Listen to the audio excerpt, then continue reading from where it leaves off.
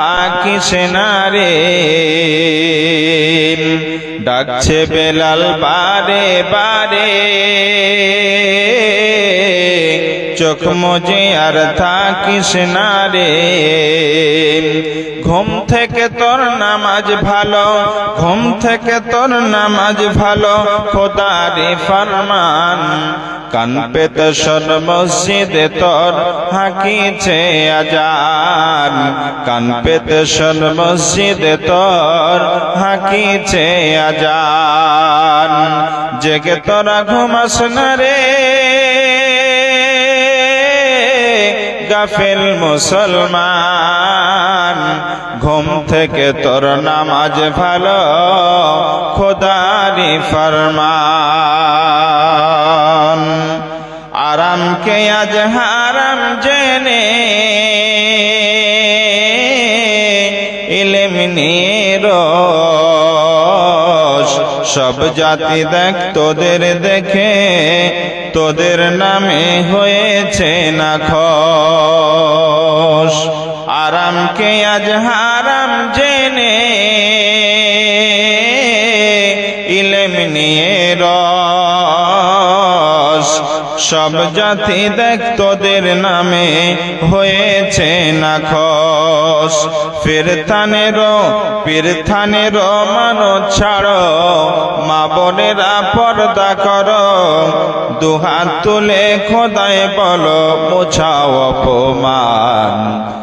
জেগে তোরা ঘুমাস না রে জাগে, জেগে তোরা ঘুমাস না রে গাফেল মুসলমান, জেগে তোরা ঘুমাস না রে গাফেল মুসলমান। কান পেতে শোন মসজিদে তোর হাকিছে আজান, জেগে তোরা ঘুমাস না রে গাফেল মুসলমান, জেগে তোরা ঘুমাস না রে গাফেল মুসলমান। উপস্থিত আজকের এ সভার যোগ্যতম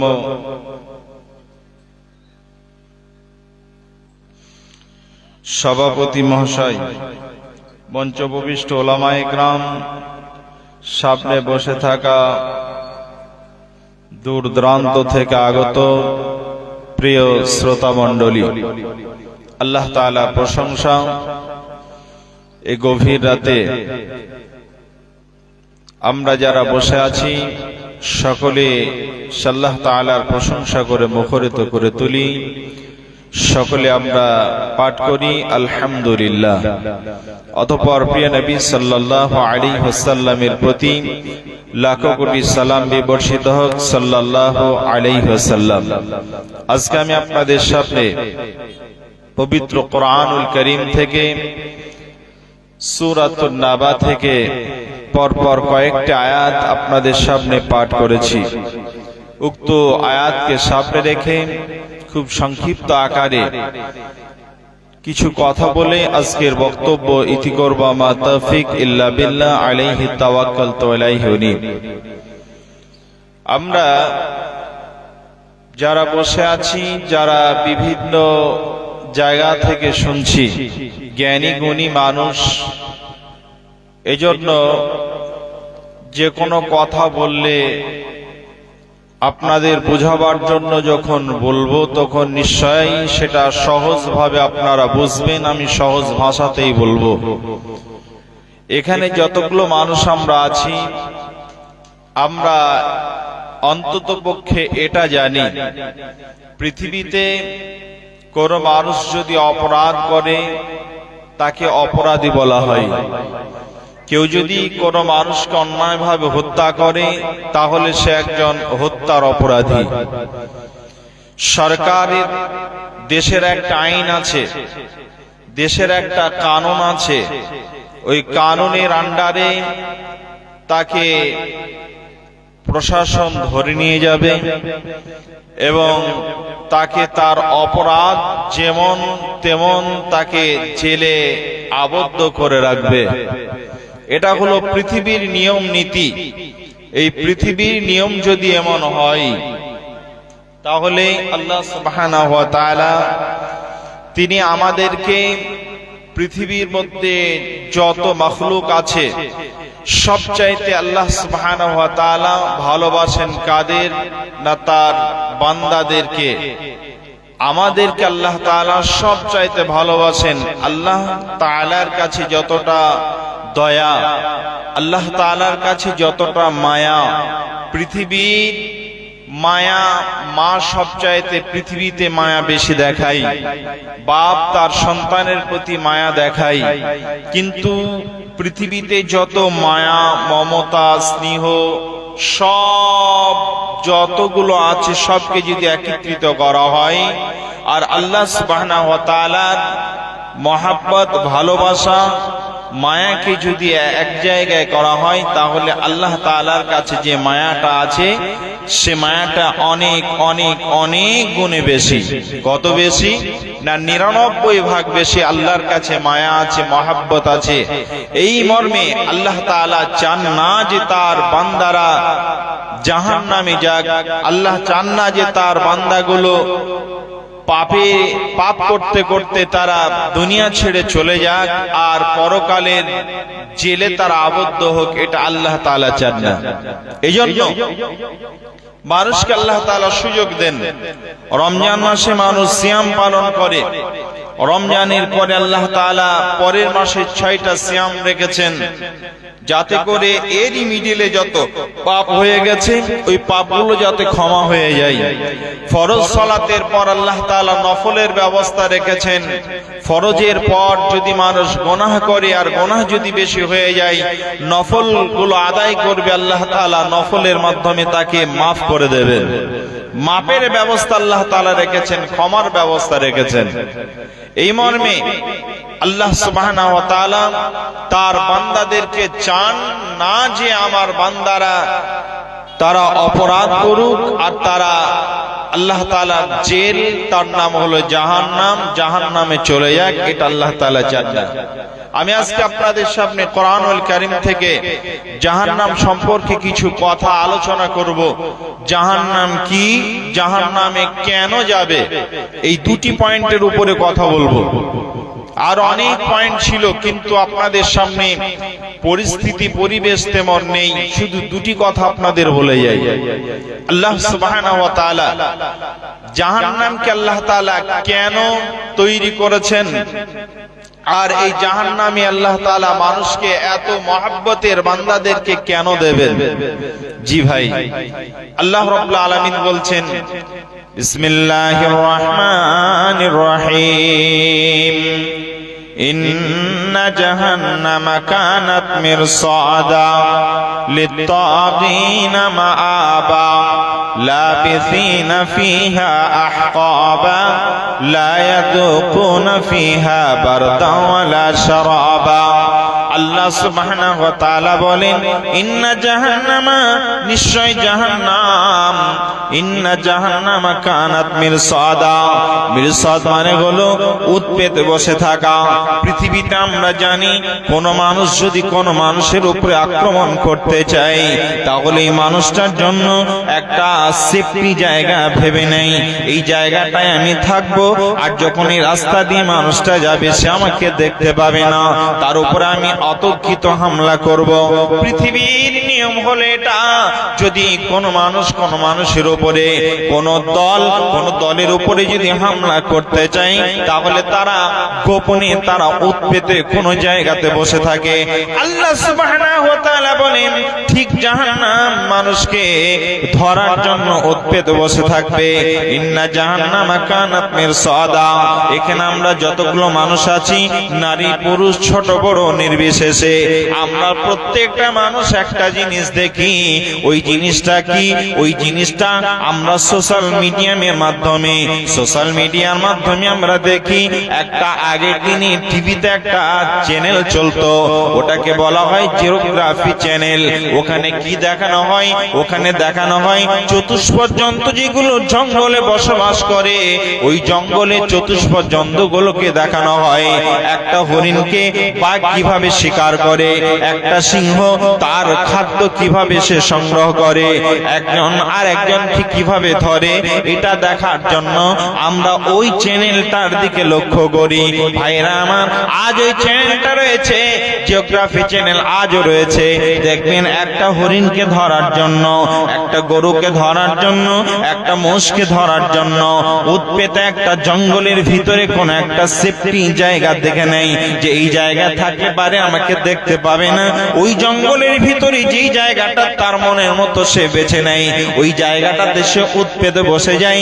যখন ওই দিক দিয়ে ওই যার উপরে সে আক্রমণ করবে, যাকে সে ধরার জন্য বসে আছে, ওই প্রাণীটা যখন কাছাকাছি চলে আসে তখন তার উপরে আতঙ্কিত চট করে তার উপরে হামলা করে দেয়, তার উপরে অতর্কিত হামলা করে আর তাকে চট করে ওই জায়গাতে ধরে নেয়।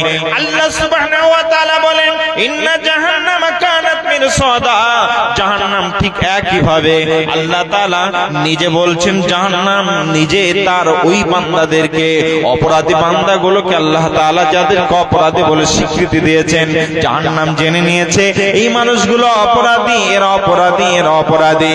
এই মানুষগুলোকে আল্লাহ তাআলার এই জাহান্নাম ধরার জন্য উৎপেতে বসে থাকবে। অথবা ভাইরা আমার, মুফাসসিরিন ইকরাম বলছেন যে না, জাহান্নাম নয়, জাহান্নামের যে ফেরেশতারা রয়েছেন, যে মালিকরা রয়েছেন, ওই ফেরেশতারা উৎপেতে বসে থাকে। জাহান্নামীরা আসবে, ওই অপরাধীরা আসবে আর তাদেরকে ধরে চট করে জাহান্নামে নিয়ে চলে যাবে। জি, এর নাম হলো জাহান্নাম।